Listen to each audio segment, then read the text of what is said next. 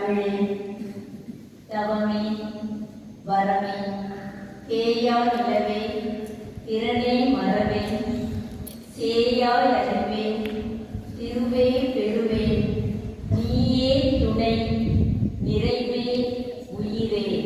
அன்னை தமிழுக்கு முதல் வணக்கம். ரொம்ப மகிழ்ச்சியா இருக்கு எனக்கு உங்களை எல்லாம் பார்த்த உடனே. சந்தோஷமா இருக்கா உங்களுக்கு? இந்த மாதிரி தமிழ் வணக்கம் சொல்லி நீங்க ஆரம்பிக்கணும் பேசுறப்போ. தமிழ் பேச்சுல மட்டும்தான், எல்லா இடத்துலையும். சரியா? Very good. மதிப்பிற்கும் மரியாதைக்கும் உரிய ஃபாதர் ரெவரண்ட் பெஞ்சமின் தலைமை ஆசிரியர் அவர்களுக்கும் விடுதி மேலாளர் அவர்களுக்கும் மற்ற ஆசிரியர் பெருமக்கள், இருபால் ஆசிரியர் பெருமக்கள் அனைவருக்கும் என்னுடைய அன்பு மாணவ செல்வங்கள் உங்கள் அனைவருக்கும் என்னுடைய வணக்கத்தை தெரிவித்துக் கொள்கிறேன். நான் வர்றது கொஞ்சம் லேட் ஆயிடுச்சு. வழியில ஒரு சின்ன வேற இடத்துல ஒரு ஆக்சிடென்ட் நடந்ததால, இல்லைன்னா நான் ரொம்ப பங்க்சுவல், கரெக்டான டைத்துக்கு இருப்பேன் எல்லா ப்ரோக்ராம்லையும். இதுல மட்டும் கொஞ்சம் எனக்கு லேட் ஆயிடுச்சு. நான் வந்த உடனே அதுக்காக நான் ரொம்ப சாரி கேட்டுக்கிட்டேன். உங்களை ஒரு நேரம் காக்க வச்சுக்கோங்க இல்லையா? இந்த வருஷத்தோட முதல் விழா அப்படின்னு சார் சொன்னாரு. வரவேற்புரை நல்கிய ஜோனா தாஸ் ஏஹெச்எம் ரொம்ப அருமையா வரவேற்புரை சொல்றப்போ இந்த நிகழ்ச்சியை பற்றி சொன்னாரு. ரொம்ப மகிழ்ச்சியா இருக்கு. உங்களுடைய முதல் நிகழ்ச்சியிலேயே நான் உங்ககிட்ட எல்லாம் பேசுறது எனக்கு ரொம்ப சந்தோஷம். வரவேற்பு நடனம் ஆடிய அந்த குழந்தைகளுக்கு வாழ்த்துக்கள். தொகுப்பாளர் ஆண்டனி சூசை அருமையாக இங்க தொகுப்பு செய்து கொண்டிருக்கிறார். துவக்க உரை ஆசிரியர் தமிழாசிரியர் மேரி ராணி இலக்கியம் என்ற நோக்க உரையை அருமையாக சொன்னார். நானும் அதுதான் சொல்ல நினைக்கிறேன். அவ்வளவு அருமையாக இந்த இலக்கிய மன்றம் எதற்காக நாம் நடத்துகிறோம் என்பதை இங்கு கூறினார். வாழ்த்துக்கள் ஆசிரியருக்கு. அப்புறம் மாணவி காமராஜர் பத்தி இந்த மாணவி இப்ப பேசிட்டு போனார். எல்லாரும் கவனிச்சீங்களா பேசினத? எவ்வளவு நல்லா சொல்லிட்டு போனாங்க. காமராஜர் பத்தி அவ்வளவு அருமையாக சொல்லிட்டு போயிருக்காங்க. காமராஜர் பத்தி நிறைய விஷயங்கள் நீங்க படிச்சிருப்பீங்க, நிறைய தெரிஞ்சுட்டு இருப்பீங்க. நான் என்னுடைய மட்டும் அனுபவத்தை சொல்றேன். என்னுடைய வாழ்க்கையில உங்களை மாதிரி சின்ன பிள்ளையா நான் கல்வி, பள்ளி கல்வி, கல்லூரி படிப்பு எல்லாமே முடிச்சது காமராஜருடைய பிறந்த ஊரான விருதுநகர். இதை நான் பெருமையா சொல்றேன். அவர் பிறந்த ஊர்ல நான் படிச்சேன், அவர் பிறந்த ஊர்ல நான் படிச்சேன் அப்படின்னு எல்லாருக்கிட்டையும் நான் சொல்லுவேன். நான் இங்க சின்ன பிள்ளைய நான் ஊருக்கு போறப்பலாம் அந்த அளவுக்கு ஒரு பெருமை. அந்த காமராஜர் அப்படிப்பட்ட ஒரு தலைவர், அப்படிப்பட்ட ஒரு தலைவர் எல்லாம் இனிமே நமக்கு கிடைப்பாங்களா அப்படின்றதே நமக்கு ஒரு மனசுல ஏக்கமா இருக்கு. அப்படிப்பட்ட ஒரு எளிமையான மனிதர், மிக எளிமையான மனிதர். இன்றைக்கு இந்த விழா, இலக்கிய விழா நீங்க காமராஜர் பிறந்த நாளில் துவங்குறது ரொம்ப சிறப்புன்னு நான் கருதுகிறேன். நான் ஐயா சொல்றப்பெல்லாம் நான் மனசுல நினைப்பேன், பரவாயில்ல கரெக்டா இந்த நாள்ல அவங்க துவங்குறாங்க அப்படின்னு சொல்லிட்டு. ஏன்னா நீங்க நல்லா படிக்கணும், கல்வியில சிறந்து விளங்கணும் அப்படின்றதுக்கு அவர் அவ்வளவு பாடுபட்டார். இலவச கல்வி கொண்டு வந்தார், இலவச பாட புத்தகங்கள், மதிய உணவு எல்லாமே கொண்டு வந்து இந்த குழந்தைக்கு படிக்கணும்னு சொல்லிட்டு அவர் ரொம்ப மனசுல ஆசைப்பட்டதால அவருடைய பிறந்த நாளை நாம் இலக்கியம் பண்றது நாளாக நாம் துவக்கி இருக்கிறோம். அப்படிப்பட்ட காமராஜரை நாம் உண்மையிலே மனதில் போற்ற வேண்டும். உங்க பாடப்புத்தகத்துல இருக்கும், நீங்க படிக்கணும். அந்த தலைவருடைய வாழ்க்கையெல்லாம் நீங்க படிக்கணும். எவ்வளவு எளிமையா இருக்கு, இந்த நாட்டுக்காக எவ்வளவு செஞ்சிருக்கிறாரு அப்படின்றத. இதே மாதிரி பேச்சு போட்டிகளை எல்லாம் கலந்துக்கிட்டு நீங்க பேசணும். அந்த காமராஜருக்கு ஒரு சின்ன என்னுடைய ஒரு குட்டி கதையை மட்டும் சொல்லிட்டு நம்ம அடுத்து நம்ம இலக்கிய மன்றத்தை பற்றி பேசலாம். மனிதருள் புனிதராம் ஏழையாய் வாழ்ந்தவர் மக்கள் நண்பர். குனிந்திடும் ஏழைகள் நிமிர்ந்திட வேண்டியே கொடுத்தார் திட்டம். கனிவுடன் வழங்கினார் உணவினை பள்ளியில். யாருக்கு அப்படி அந்த நினைப்பு வந்துச்சா? ஸ்கூல்ல பிள்ளைங்க சாப்பிடாம இந்த பிள்ளைங்க வராமலே அப்படின்னு நினைச்சிட்டு சாப்பாடு கொடுத்தா இந்த பிள்ளைங்க இன்னும் நல்லா படிப்பாங்கன்னு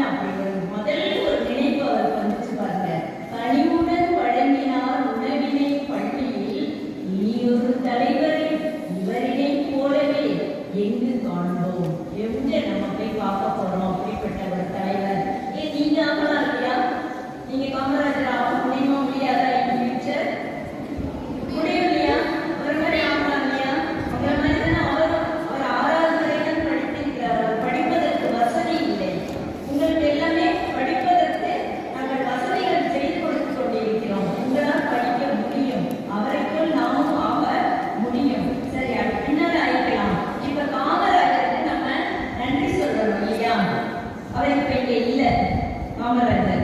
நீங்க வந்து அவருக்கு நம்ம வந்து நன்றி சொல்லணும். நம்மளுடைய கிராட்டிடியூட் ஷோ அவர் கிராட்டிடியூட் இல்லையா?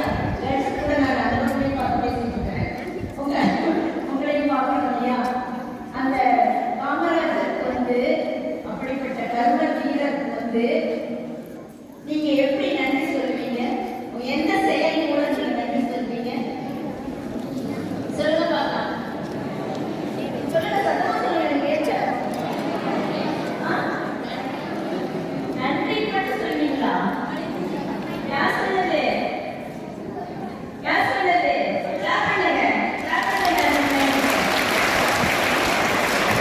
எப்படி நம்ம நன்றி சொல்லணும்? நம்ம படிப்பின் மூலம் நன்றி சொல்லணும். நம்ம படிச்சு ஒரு பெரிய ஆளாகி இந்த நாட்டுக்கு என்ன நம்ம செய்ய போறோங்கிற ஒரு லெவலுக்கு நம்ம வரணும் இல்லையா? அப்படிப்பட்ட அந்த படிப்பின் மூலம் தான் நம்ம நன்றி சொல்ல முடியும். நீங்க எப்படி நன்றி சொல்வீங்க?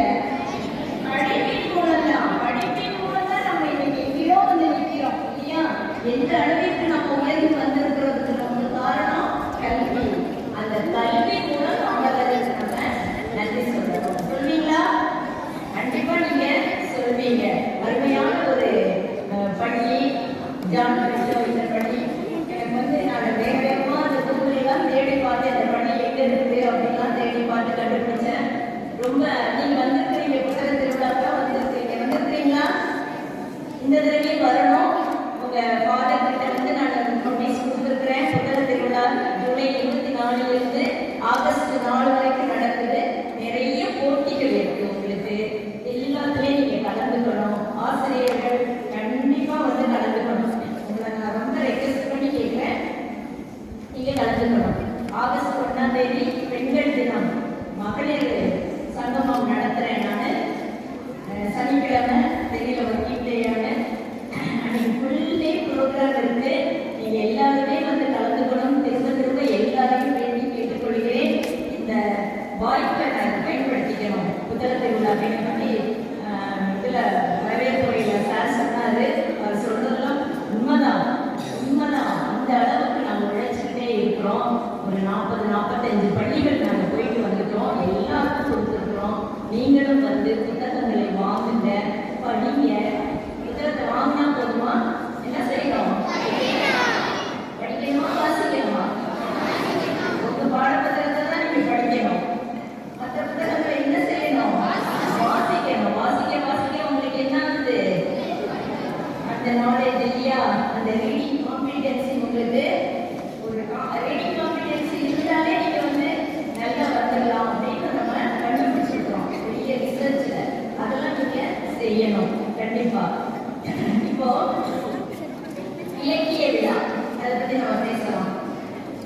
இலக்கிய விழா, இந்த வயசுல இலக்கிய விழா அப்படின்னா நீங்க என்ன நினைக்கிறீங்க? எத்தனை விழா வைக்கிறாங்க?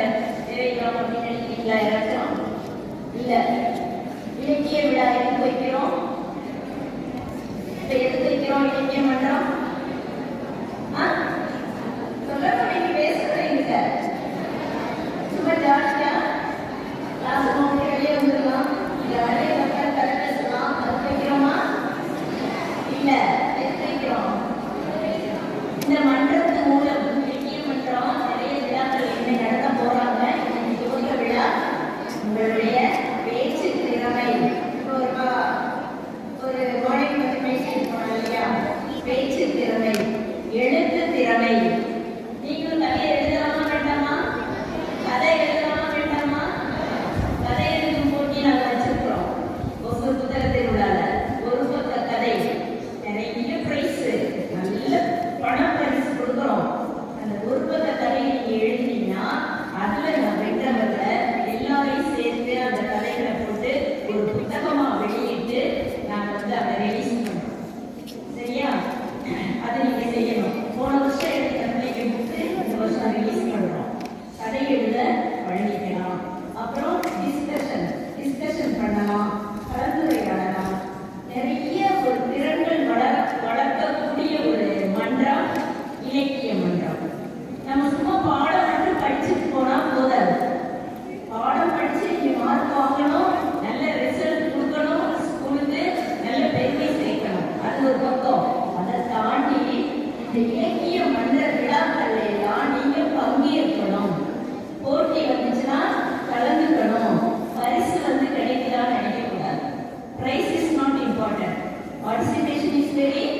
இம்பார்ட்டன்ட். அந்த மாதிரி நீங்க மனசுல நினைச்சுக்கிட்டு எல்லா திறமைகளையும் நீங்க வளர்த்துக்கணும். நீங்க வளர்ந்து வரப்போ உங்க திறமைகளை நீ வளர்ந்து வரணும். சரியா? ஜான் பிரிட்டோ ஸ்கூல்ல படிச்ச அந்த பொண்ணு, அந்த பையன் இன்னும் எவ்வளவு திறமையா இருக்கான், எவ்வளவு ஸ்டேட் லெவல்ல வர்றான். அப்படி சொல்லலாமா வேண்டாமா? வேணுமா? அந்த பொண்ணு எவ்வளவு திறமை, எப்படி படிக்கிறா தெரியுமா? சரி, அந்த டீச்சர்ஸ்க்குலாம் நம்ம ரொம்ப இது சொல்லணும், வாழ்த்து சொல்லணும். அந்த ஃபாதர் நன்றி சொல்லணும். அப்படி எல்லாருமே உங்களை சொல்லணும். அந்த அளவுக்கு உங்க திறமைகளை நீங்க வளர்த்துக்கணும். அப்படி திறமைகளை வளர்த்துக்கிறது தான் இந்த இலக்கிய மன்றம்லாம் நடக்குது. நீ மனசுல வச்சுக்கணும், நமக்காக தான் இதெல்லாம் செய்யறாங்க. அப்ப நம்ம இன்னும் சிறப்பா நம்மளை டெவலப் பண்ணிக்கணும். சரியா? இந்த உலகம் எப்படி தெரியுமா இருக்கு? போட்டியான உலகம். போட்டினா என்ன? காம்படிஷன். அப்படி காம்படிட்டிவ் வேர்ல்டு. எல்லாம் ஓடுறாங்க, ஓடுறாங்க. நம்ம என்ன செய்யணும்? ஓடணும். நம்மளும் ஓடணும். உங்களோட நின்றுட்டோம்னா என்ன ஆயிடும்? நீங்க நின்றுட்டீங்க ஓடாம, அவங்களாம் எங்க போயிடுவாங்க? எங்கேயோ போயிடுவாங்க. நம்ம நின்றுட்டோம்னா அந்த இடத்துல அங்கேயே போயிடலாம். அதுதான் ஸ்டாக்னேஷன். ஸ்டாக்னேஷன் என்ன தெரியுமா உங்களுக்கு? ஒரு தண்ணி அப்படி தேங்கி நின்றுச்சுன்னா என்ன ஆகும்? என்ன ஆகும்? தண்ணி அப்படி தேங்கி ரொம்ப நாள் நின்றுட்டே இருந்துச்சுன்னா ஒரு இடத்துல அது என்ன ஆகும்? அந்த தண்ணி காசு பிடிக்கும். அப்புறம் என்ன ஆகும்? நாட்டம் அடிக்கும். அப்புறம் சாப்பிடையாது. புரியுதா? அந்த மாதிரி நம்ம ஆகக்கூடாது. நம்மளும் என்ன செய்யணும்? ஓடிட்டே இருக்கணும். ஜெயிக்கணும். ஜெயிக்கணும். நம்ம ஓடணும். அதுக்காக தான் இந்த மாணவ செல்வங்கள் நம்ம சொல்றோம். மாணவ செல்வங்கள் சொல்றோம் இல்லையா?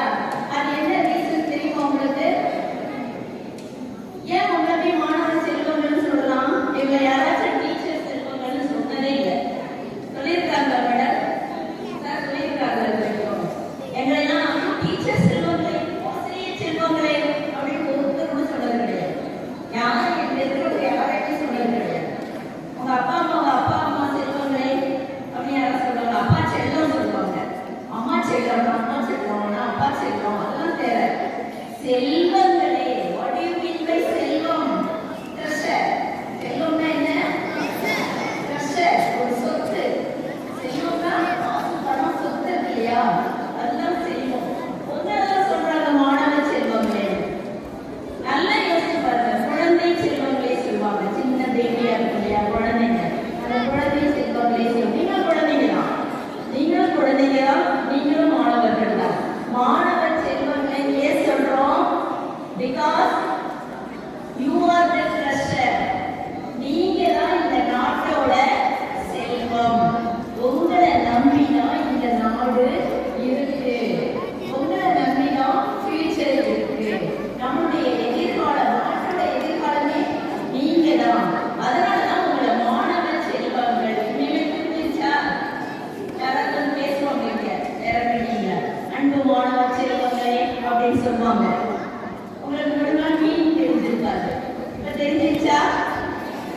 அப்ப நீங்க எவ்வளவு பெரிய வேல்யூ, எவ்வளவு வேல்யூ நீங்க யோசிச்சு பாருங்க. ஒரு விலை மதிப்பே இல்லாதவங்க நீங்க. அப்படிப்பட்ட ட்ரெஷர் நீங்க. அப்படிப்பட்ட மாணவ செல்வங்கள் என்ன செய்யணும்? இந்த ஸ்கூலுக்கு என்ன செய்யணும்? உங்க வீட்டுக்கு என்ன செய்யணும்? நாட்டுக்கு என்ன செய்யணும்? இப்படி நீங்க கத்துக்கணும். அதுக்கு இந்த இலக்கிய மன்றம் எல்லாம் உங்களுக்கு வழிகாட்டுது. சரியா? அடுத்து நான் ஒண்ணு சொல்றேன். இப்போ ஒரு குளம் இருக்கு. குளம் தெரியுங்களா? பாடணும். தண்ணிய கிராமங்கள் எல்லாம் இருக்குல்ல. நிறைய நம்ம சிட்டிலாம் ஒண்ணுமே கிடையாது. சிட்டில தண்ணி கிடைக்கிறதே கஷ்டமா இருக்கு. கிராமங்களெல்லாம் பார்த்தீங்கன்னா குளம் இருக்கும். அது ஆடு மாடு தண்ணி மாடுலாம் முடிச்சுட்டு போகும். காக்கா கிளிலாம் முடிச்சுட்டு போகும். அந்த குளம் அப்படி கலங்கி போயிடுச்சுன்னா, கலங்கினா எப்படி இருக்கும்? ஒரு மாதிரி அழுக்கா கசைதா இருக்கும். எவ்வளவு போட்டா அப்படி கலங்கிடும். அந்த குளம் கலங்கி போயிடுது. நல்லா கவனிக்கணும் நீங்க. இது உங்களுக்கான ஒரு பாயிண்ட். அந்த குளம் கலங்கி போயிடுது. யார்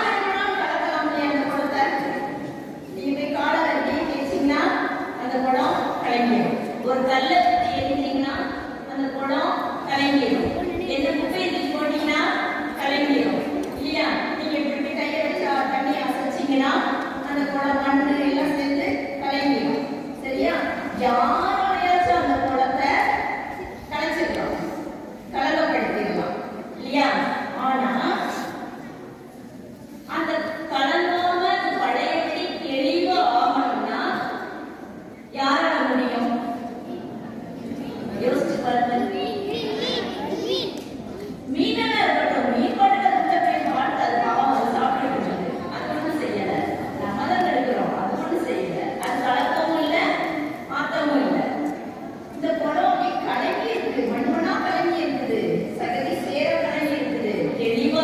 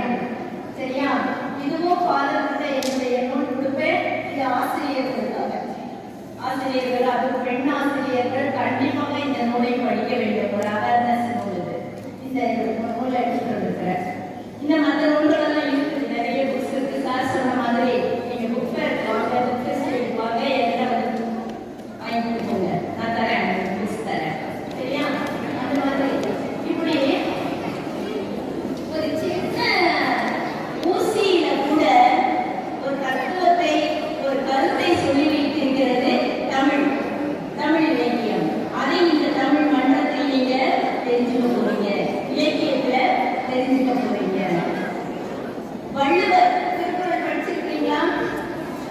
திருக்குறள் படிக்கிறீங்களா? மனப்பாடம் செய்யலாம் படிச்சிருக்கீங்க. படிக்கிறீங்களா நல்லா? வள்ளுவர் நெசவு தொழில் செய்தவர். அவர் பத்தி ஒரு அறிஞர் சொல்றாரு, அகல அகல ஆடை நெய்த வள்ளுவன். நெசவு தொழில்னா என்ன பண்ணுவாங்க? துணி நெய்கிறாங்க இல்லையா? அகல அகல ஆடை நெய்த வள்ளுவன் ஆயுளுக்கும் சேர்த்து ஒரு ஆடை நெய்தான், ஒரு நூலை நெய்தான். ஆயுளுக்கும் சேர்த்து ஒரு நூலை நெய்தான். என்ன நூல் அது? திருக்குறள். Very good. அது என்ன நூல்? திருக்குறள். அந்த நூல் நமக்கு மானம் காக்கும் ஒரு ஆடை அப்படின்னு அறிஞர் அப்துல் காதர் சொல்லியிருக்கிறார். அப்துல் காதர் ஐயா சொல்லியிருக்கிறார். அப்போ ஒரு தமிழ் இலக்கியம் அப்படின்னு நம்ம படிக்க போறப்போ அது நமக்கு இன்னும் நிறைய நம்மளுடைய பண்பாடு, கலாச்சாரம் எல்லாத்தையும் காக்கக்கூடிய ஒரு நூலாக நமக்கு அமைகிறது. அந்த இலக்கியத்திலிருந்து நமக்கு கிடைக்குது. இதே மாதிரி இந்த இலக்கிய மன்ற நிகழ்ச்சிகள்ல நடக்கக்கூடிய இந்த போட்டிகள் உங்களுடைய திறமைகளை வளர்த்துக் கொள்வதற்கு பயன்படுகின்றன. எல்லா காலேஜ்ல, ஸ்கூல்ஸ்ல எல்லாத்தையும் நடத்துறாங்க இலக்கிய மன்றம். ஆனா அதில் தேடி வர்ற குழந்தைகள் மிக குறைவு. எல்லாரும் பார்ட்டிசிபேட் பண்றதில்ல. நிறைய பேர் பார்ட்டிசிபேட் பண்ணி வெளியே வரணும். ஒரு சின்ன குட்டி கதை சொல்லிட்டு நான் முடிச்சிடலாம் நினைக்கிறேன். சரியா? ஒரு ராஜா இருந்தான், ஒரு மன்னன். ரொம்ப ஆணவம் முடிச்சவரா இருந்தான்.